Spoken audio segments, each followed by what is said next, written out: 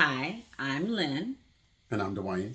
And so we started a series of videos on our daughter Jade, who has autism, called A Journey with Jade. So this is our second video. And so today we want to talk about the beginning, right? Yes. And so Dwayne is going to ask me a series of questions. Okay, so Lynn, first question is, how was your pregnancy with Jade? Okay, so my pregnancy with it was pretty smooth. It was smooth. I didn't have any morning sickness. Um, did my normal visits to the doctor uh, without any problems until my until my 7th month of pregnancy. Uh, my when I went to my visits at the beginning of my 7th month, my gynecologist and obstetrician asked me, well, she was concerned. She was concerned about my size. She said that she felt like the baby was too small, or that Jade was too small, and I wasn't getting big enough. So she sent me to a specialist, a Dr. Brown, whom I loved.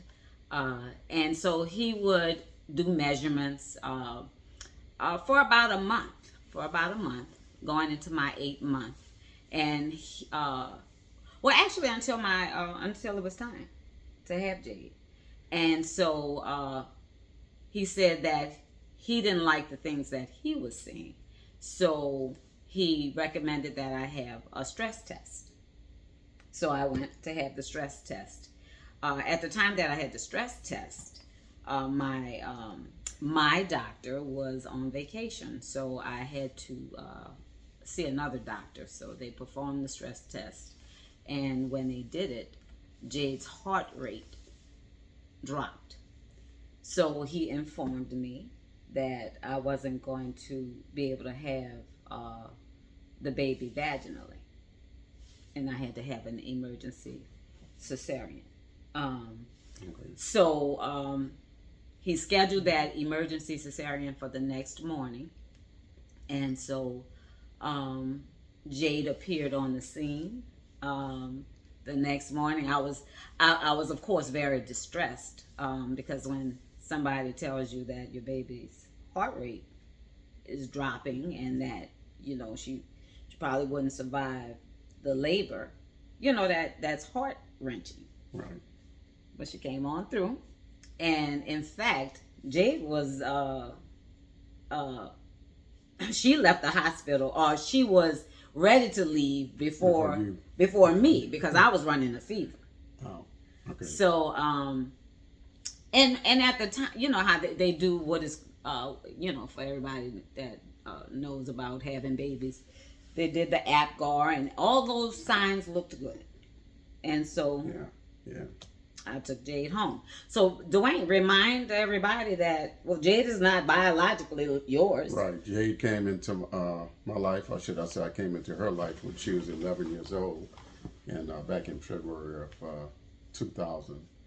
So, and so Jade has been quite an interesting journey for us, and I would not trade her. But yeah, she was 11. We got married, and she turned 12 a month after we were married. Okay. So then, Lynn, so let's talk a little bit after Jade was born. So, how was she as a baby? So Jade was a handful in that she cried all the time. She cried all the time. So I was married to her dad, and he was he was an auditor. He was for an accounting firm. So that meant that I had Jade, pretty much by myself Right. most of the time. The good thing is, my good friend lived right in the same apartments with me. My parents lived very near. So what I would do, so she cried all the time. It was misery. Um, so when she would sleep, then I would sleep. Yeah. and she didn't sleep that much. She didn't sleep that much. And so I remember I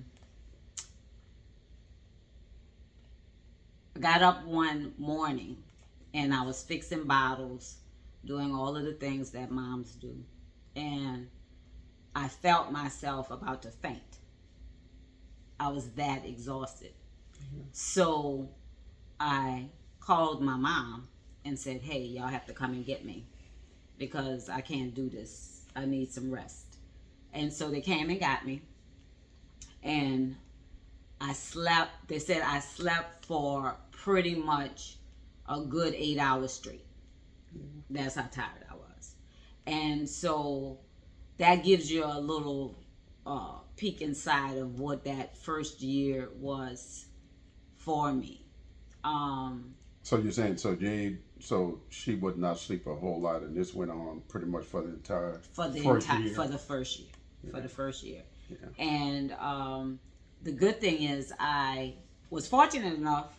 Well, I don't think I wasn't going to be able to work because, you know, with a child that is miserable. And of course, as when I looked back at it, I was like, well, that had everything to do with autism. Right, right. So at what point after this did she start to sleep more on a regular kind of a basis? At about a year. At After about a a year. year. Mm-hmm. And at that same time, I was thinking, hey, I think now I can get some things done. I wanted to go back to work.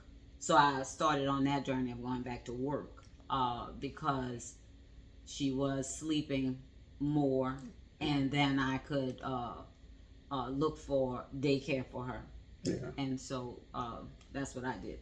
So outside of that, in that first year, was there anything else that you saw that may have led you to believe that something was amiss? So I was thinking, well, I knew that there was some kind of communication problem.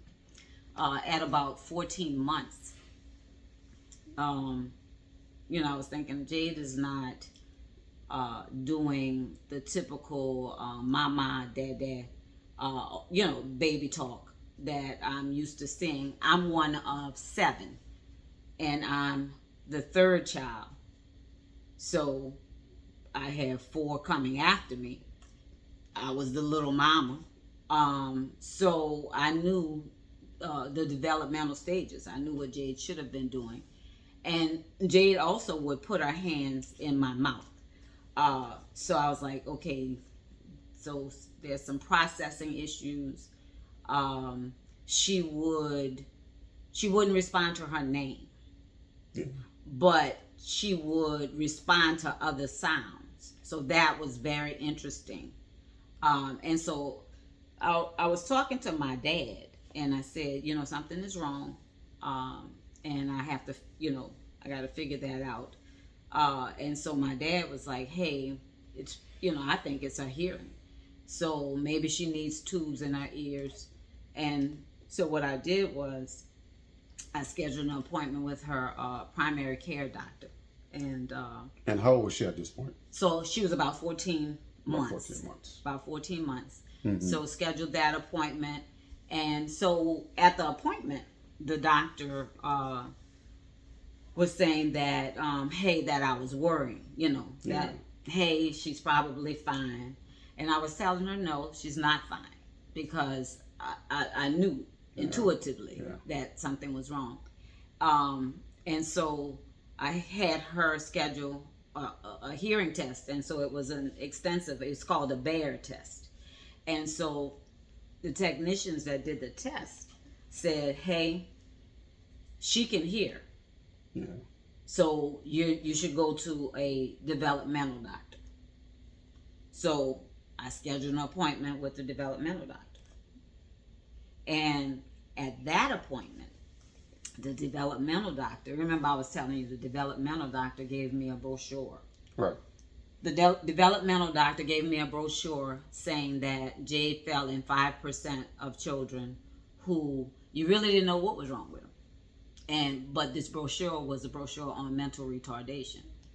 Now, people, uh, well, we don't use that word anymore. It's not politically correct. It's not in the medical books, so it's not a diagnosis that they're going to give you anymore. It would be an intellectual disability. But I was confused. I was confused when she gave me that pamphlet, because what I would have thought somebody with that diagnosis, Jay didn't look like that. Mm-hmm. You know, she didn't behave in that way. So I was confused. But over the years, as I thought about it, I was like, I think she was just using it in a literal sense. Mm-hmm. That, something was making the brain retard. I mean, if you look up the word, right. It's a word. People just have bastardized the word.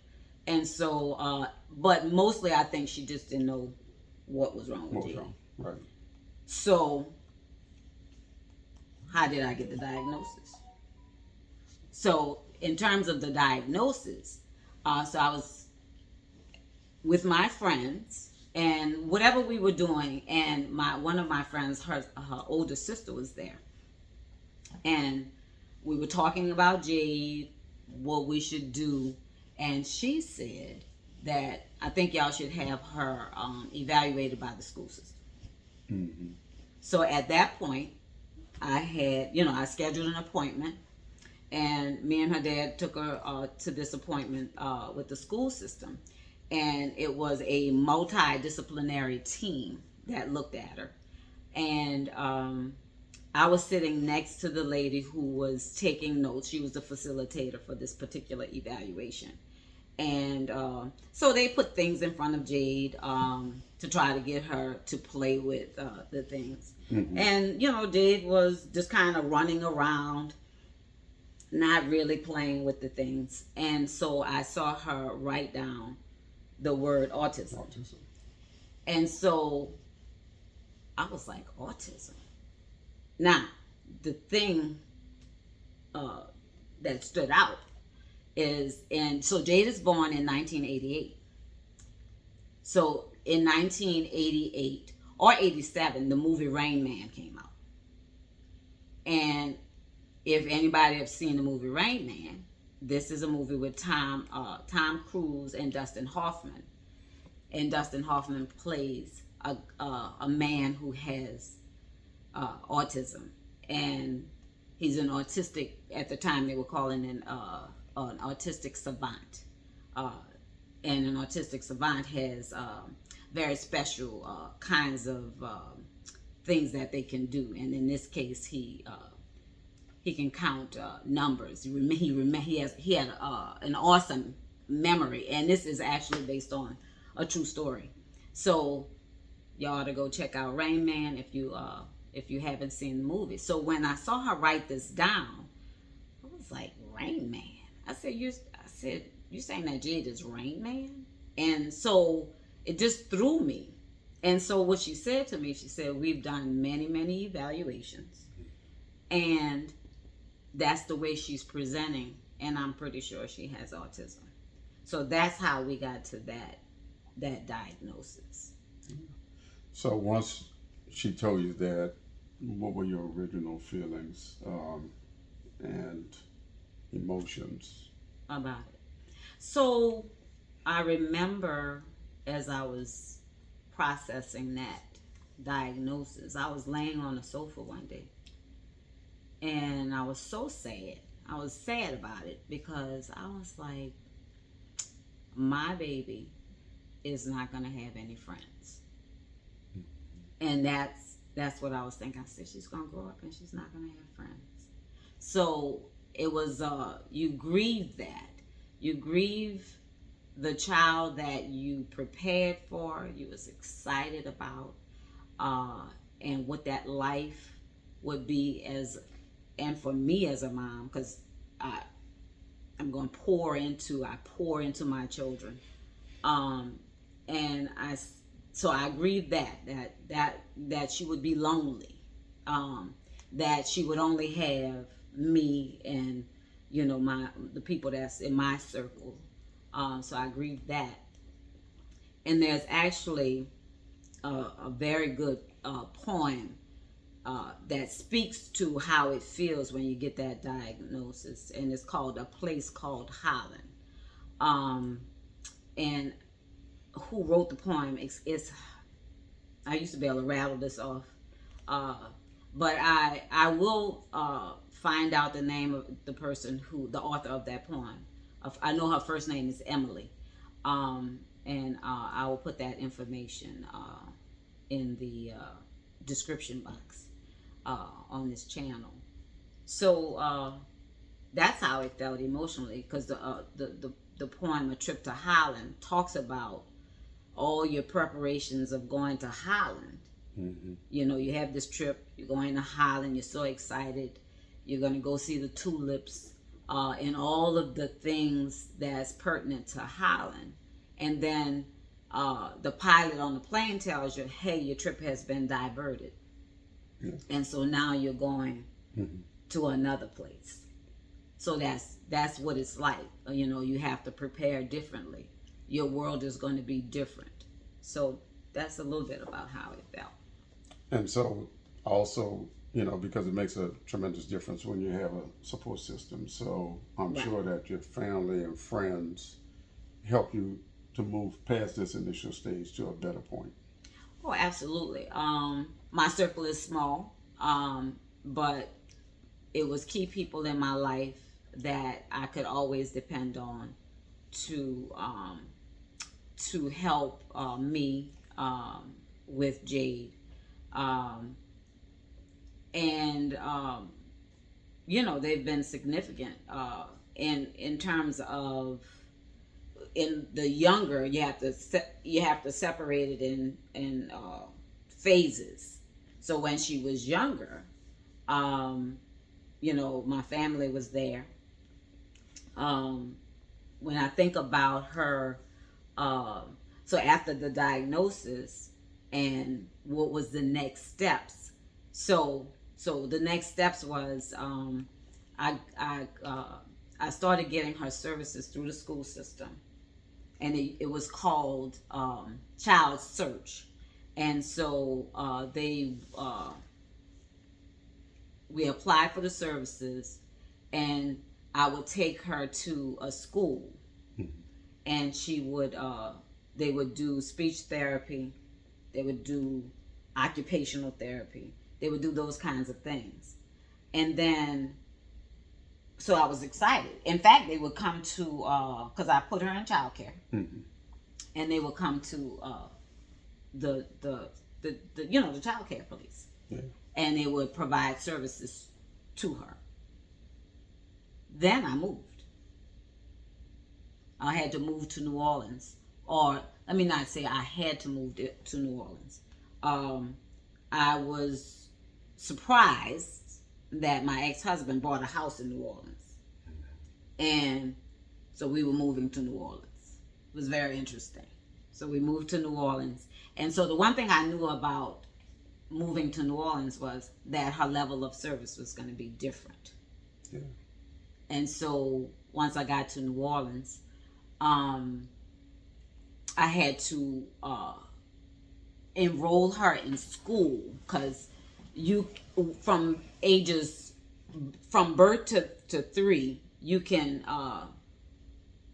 well, not birth to 3, but if you get this diagnosis, so she was 14 months, she got the diagnosis, was more like, I'm gonna say more like 18 months, because I started thinking about it at the 14-month part, and then about 18 months. So she started getting those services through Child Search, through the school system, moved to New Orleans, and she could be placed in a class where, and I forget the name of this class, but it's children with all kind of disabilities in this class. Different disabilities. Different disabilities, and so she was enrolled at school at E.D. White, in New Orleans. And at this point, how old is she? So at this point, Jay would have been probably 2. 2. two and a half. So outside, outside of the putting your fingers in your mouth, what were the other things that you started to see? Well, the main thing is that she wasn't talking, so she really wasn't talking. She wasn't playing appropriately. Yeah. There was nothing that for the longest time. So you're excited. You have this little baby. You're gonna buy all kind of stuff. You think about birthdays. You think about Christmas. So what would I buy her? Right. Because she didn't like anything. So me and my ex-husband went to Janet Jackson, the Rhythm Nation tour, Janet Jackson concert, and I bought a DVD. So the next day, I put it in, and Jayde stopped in her tracks. And Jayde ran to that TV and fell in love with Janet Jackson. To this day. To this day, we have to do Janet Jackson 365 days a year. When Jayde is here at home, she listens to Janet. Janet is on the entire time. Now, because this is at the beginning of the journey, we did not know that many people with autism have obsessive compulsive disorder. And so I'm just thrilled that, it's Janet, because then I bought her Janet everything. She has all things Janet. Well, what I was doing was adding to the possibility of her being obsessed with Janet Jackson. I would say that in my journey to take care of Jayde and learning all of the things that I needed to learn about people who have autism, because it's really called now is autism spectrum disorder. Well, you don't know those things right off. You just start. The more information you get, the more conferences you go to, and I did all of those things. That's when you find out. And Jayde, so we weren't thinking that, okay, this is going to develop into that obsession of 365. Right. And then we'll talk about how obsessions work with her in a later video, because it's very interesting. But that was her first obsession, first love, the first thing that I discovered that she liked. So to answer to your question, that was some of the things. So that communication, those communication deficits, inappropriate play, right, not being interested in things socially. So those were the big things. So when did she first start uttering any kinds of words? She started doing it at E.D. White. Okay. And she's so we look, so she's now 3 probably at this point. 3. And because she started saying one word, like certain one words to me, and I would tell the ladies, the teachers at E.D. White, I said, well, she has words. And also at the time, I was at a not a conference, but at a meeting and I think it was the Greater New Orleans Autism Society. And someone at the meeting said, "Oh, you need to know Ursula and DJ Marquis, because they can help you with Jayde."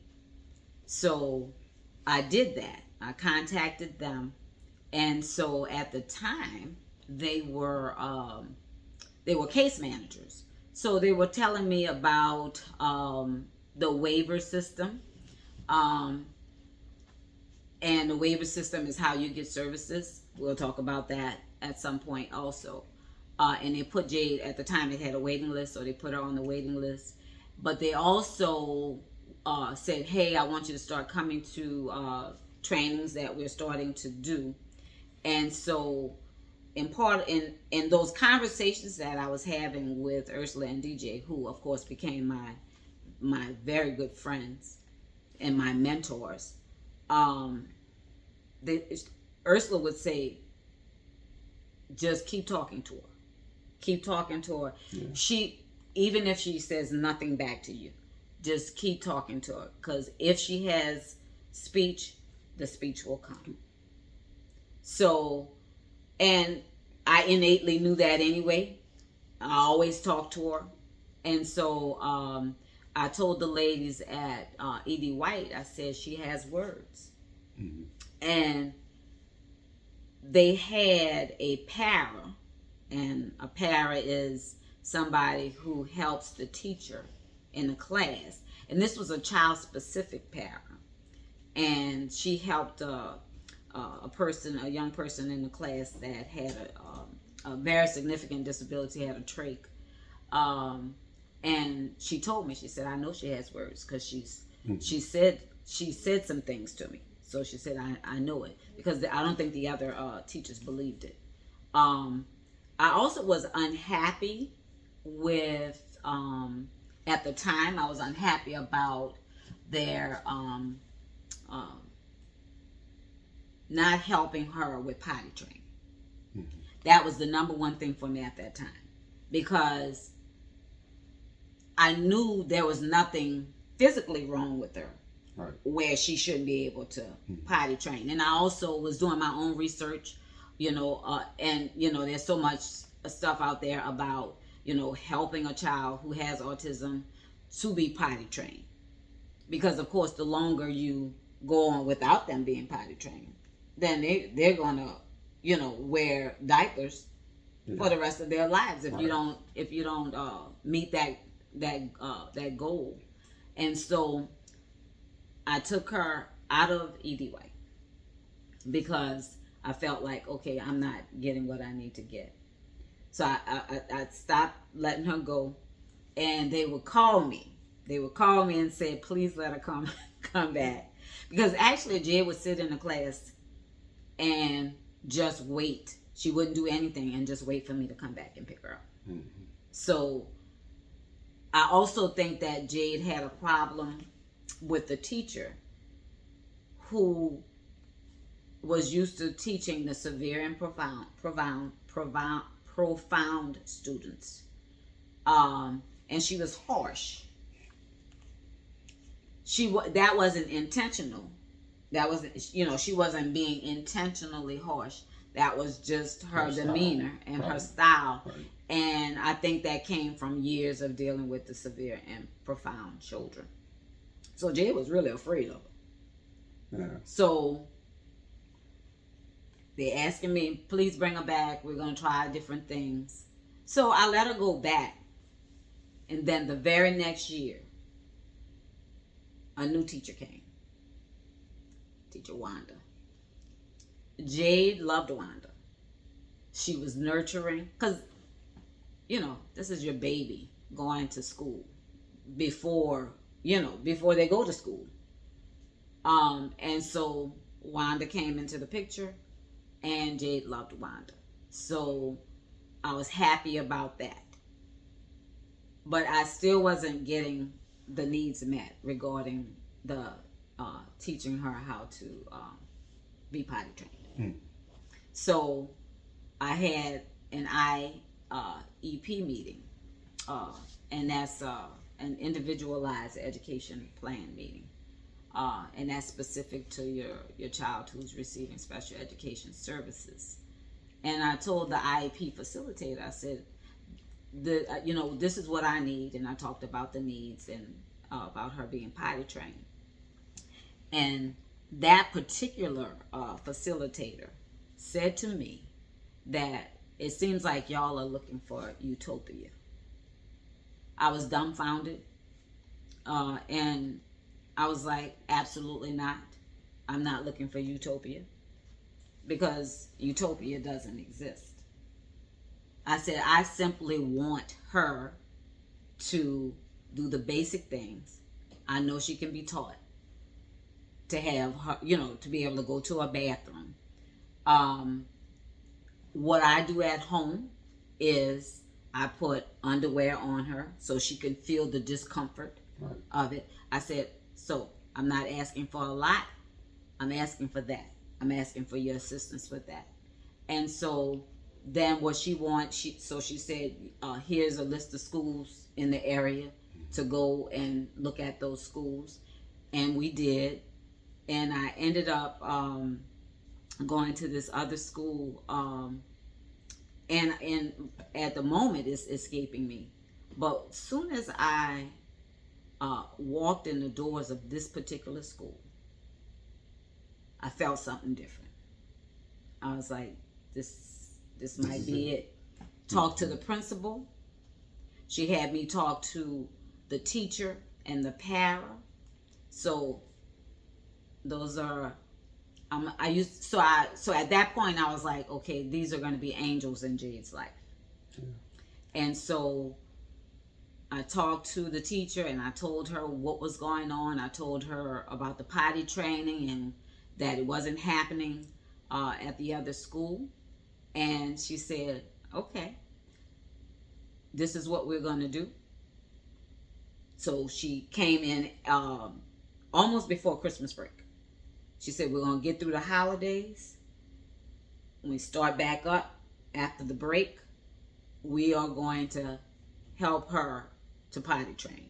And we're going to have her potty train by the end of the year.